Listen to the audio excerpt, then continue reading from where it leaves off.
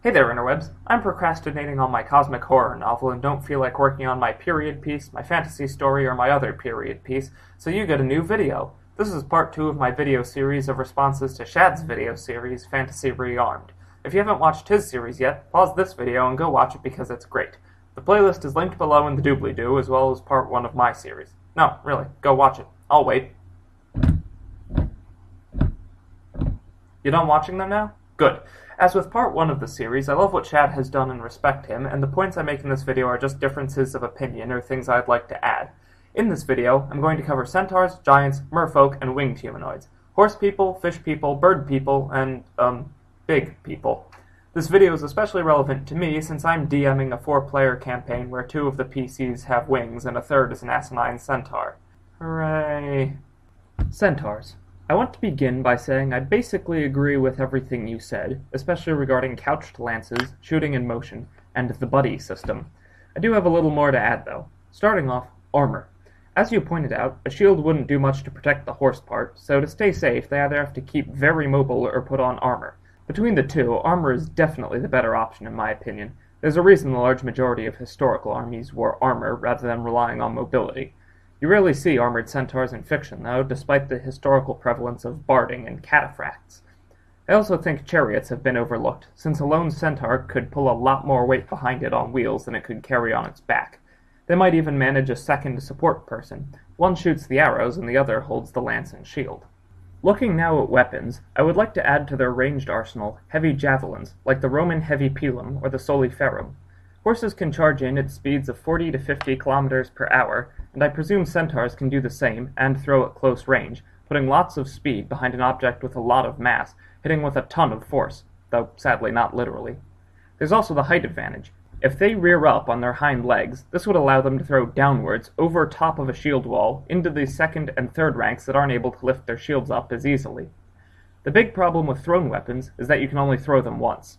If you want to do it again, you either need to go retrieve it from in or around that large group of unhappy people you've just offended, or carry backups. Javelins are big and heavy, though, and it's generally agreed that Roman troops carried no more than 2 per man, possibly only 1. If you're horsed from the waist down, though, you're your own beast of burden. You might be able to carry a dozen javelins without being encumbered. Hit and run back, and hit again. As to melee weapons, I believe the best choice is what you've already said. Anything two-handed that can hack, slash, or smash. Actually, thinking about that for a moment, I'd like to propose a new type of weapon, one I've never seen a historical example of. A two-handed mace. If you're able to use both hands on a longer shaft, the head could be made larger and heavier, and you needn't worry about swinging it quickly because the speed comes from the charge. Traditionally, because maces aren't used to parry, they had to be one-handed so the wielder could carry a shield, but as we've already established, shields don't work well for centaurs anyway. The closest thing I could think of to this would be a poleaxe, since it has a hammer on one side. The advantage it would have for a human is more versatility, since it has an axe and a top spike, but centaurs really wouldn't need the options. They want to avoid thrusting, so the spike is less useful. An axe isn't as good against armored targets, and to an unarmored target, it makes little difference what you get hit by, so long as you're getting hit at 40 kilometers an hour. Giants. This part is also a response to Scala Gladiatoria and Snap Jelly, but it's mostly directed to Shad. The first problem when discussing these folks is that when we say giant, there's no universal size. In my fantasy universe, humans are twice as tall as halflings, who are twice as tall as gnomes, who are twice as tall as fairies, and giants are twice as tall as humans, so I'm going with that. This means a giant fighting a human is about the same as a human fighting a halfling. As we discovered on the halfling video, you need the most armor from the waist down when fighting someone much shorter. Giants might wear light armor or nothing at all on their upper halves to avoid overheating due to the square cube law. As far as armor goes for a giant, plate might not be possible to make considering how large the plates would need to be, and mail would be a nightmare. Think how many little rings you'd have to join. Giants are typically portrayed as less intelligent than humans, and I think the best armor they could have would just be multiple very thick layers of fur and hides. Blades and arrows wouldn't be able to penetrate, and impact weapons like maces would be cushioned. After that, slap on a pair of greaves if you've got 'em and a codpiece and you're golden. The greaves would also function well as weapons if you put spikes or studs on them, as you pointed out, and the same goes for sabatons. A human's best attack against a halfling is just to kick them, as many people pointed out in the comments on my first video, and the same goes for giants against humans. On the battlefield, though, giants would be arrow magnets, as Snapjelly argued, and although the hides would offer sufficient protection from bows, they'd still be vulnerable to siege engines. Give a giant a thick shield for the offhand, and that's pretty much taken care of. I really can't argue with clubs and maces for giants, as long as they take low swings. If the humans only come up to the knee rather than the hip, I'd suggest more kicking and stomping, and maybe just a big croquet mallet for the occasional horse. With armor and melee weapons covered, that just leaves ranged combat. Slings would be good, but one step up from the sling is the staff sling. It is to the sling as the sling is to the thrown rock. It's got even more mechanical advantage. A giant could take a French castle from the Hebrides with one of those. One last esoteric weapon I propose: whips. Whips, to the extent of my knowledge, never saw battlefield use. They just don't inflict enough damage. But just imagine how loud a giant's whip would be. It might cause permanent hearing damage. Admittedly, that's more of a long-term concern, but I wanted to mention it anyway because I think it's cool. Merfolk. Okay, this is the first time where I drastically disagree with your conclusions, though I still agree with the premise.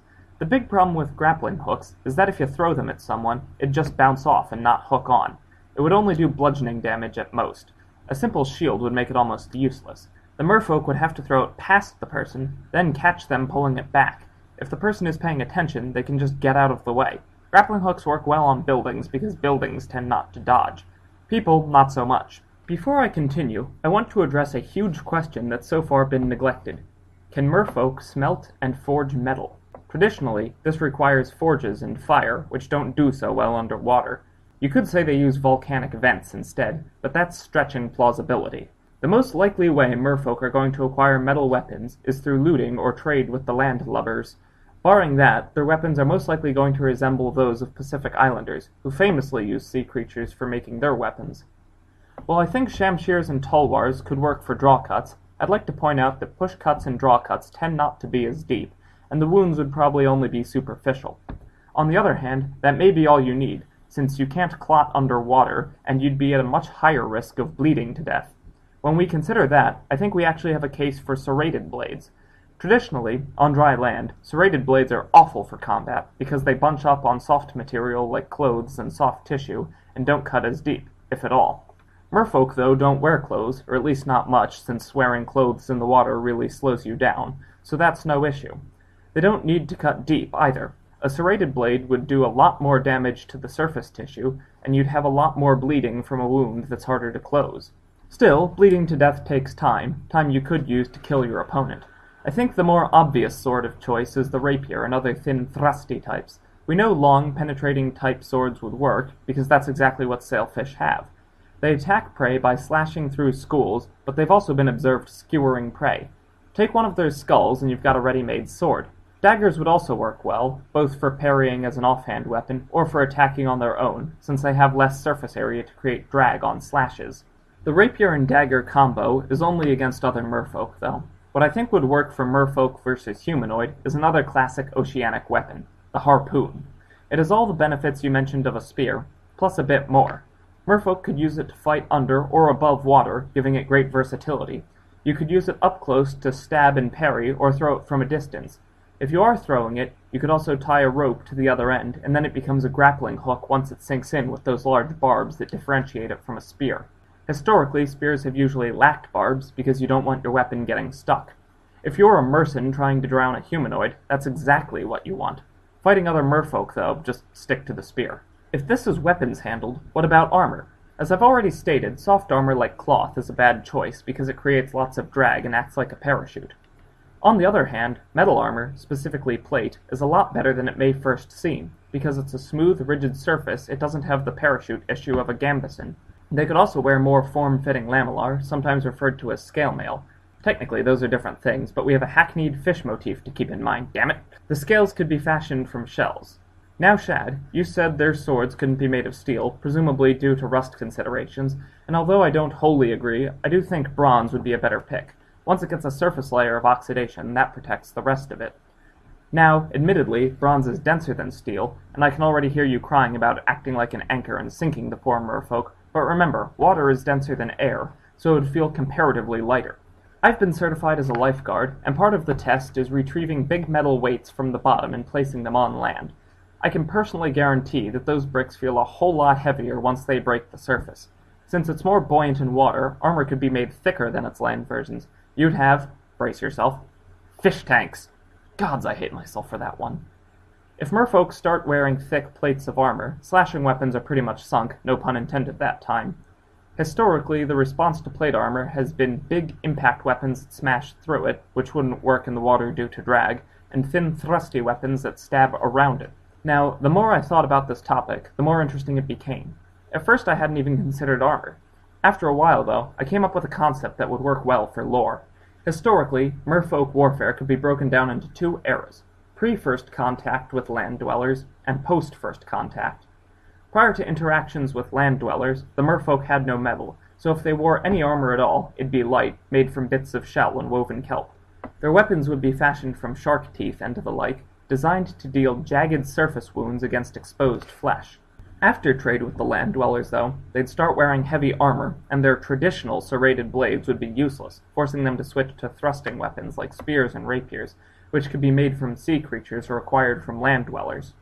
Merfolk in plate armor with the stocks, rapiers, and daggers is where I see this realistically going, but I think it's obvious what the absolute best weapon really is for someone who lives underwater.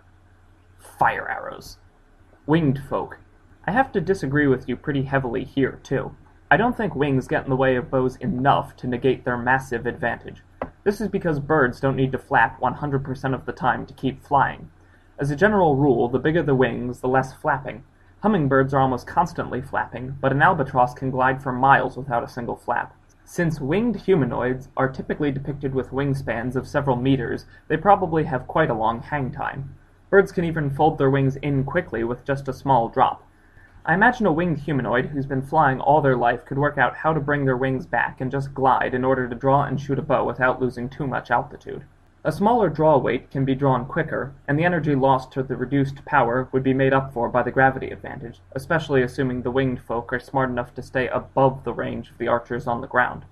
In fact, they'd have to turn their bodies side-on to the target to draw properly, but that's an advantage. When they turn to shoot, they'd begin banking and swoop around back out of the range of missile weapons. They'd function essentially like airborne light cavalry, swooping in and shooting as they turn to retreat. Also like light cavalry, their armor would be, well, light, probably non-existent. Their wings, as depicted, aren't large enough to lift a human of their size, so there's a bit of hand-waving there, but wearing 30 kilos of armor has gone from stretching credulity to ripping it to pieces and repurposing it as bog roll. Generally, for humans, light armor beats no armor, but if you can fly, why bother at all?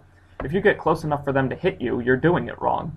An army might be able to hit you with a ballista's range, but those are hard to aim and you're all swoopy and mobile. Plus, if you get hit with a ballista, light armor is not going to save you. If you must get within range, though, melee range specifically, what would be best? I honestly think there's a case to be made for the scythe. Winged folk have the same relative height advantage as giants when swooping, and to paraphrase an old truism, what's good for the goose is good for the winged humanoid. Give a winged person a giant's thick, straight-bladed murder scythe, and they can start lopping heads off, and unlike a sword, they don't threaten their own wings when they wind back with a scythe, since it's down near their feet. They could probably just drag it and snag a few unfortunate people if they're swooping fast enough. The big advantage of this is that hands and arms tend to have more dexterity, and this makes it easier to aim and parry. The big drawback to this is the question of where they keep their scythes while using bows. They can't hang them on their backs because of their wings. I think the best solution is just to dangle them off a belt by some cord, since they don't need to worry about them dragging on the ground. It's just another case that illustrates that if they're at a low altitude, they're doing it wrong. Lastly, I want to conclude with some corrections and follow-ups to my first video and the Tree People video. I got a lot of comments on that first video, and although I've joked for years that nothing good ever came out of a YouTube comments section, I have to eat those words now because you guys are awesome.